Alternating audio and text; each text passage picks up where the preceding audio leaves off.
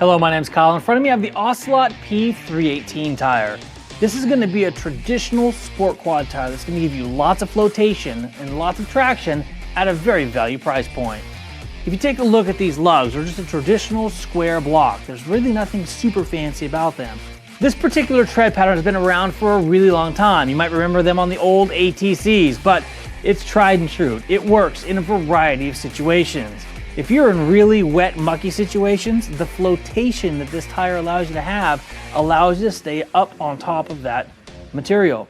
Conversely, if you're riding on hard pack, these solid lugs allow you to be able to traverse across that, and because there's so many of them, you have lots of braking traction and acceleration traction. So if your vehicle can accept a tire that measures 25 by 9, 12, this will be a fantastic tire to replace what's currently on your vehicle. This P318 tire features a 10.5mm tread depth and a 4-ply construction, so it's going to be heavy duty enough to get you through most all terrains while giving you great traction at the same time. And there you have it. This Ocelot P318 tire is going to be a great option for you if you're looking for that traditional old school look with modern rubber technology.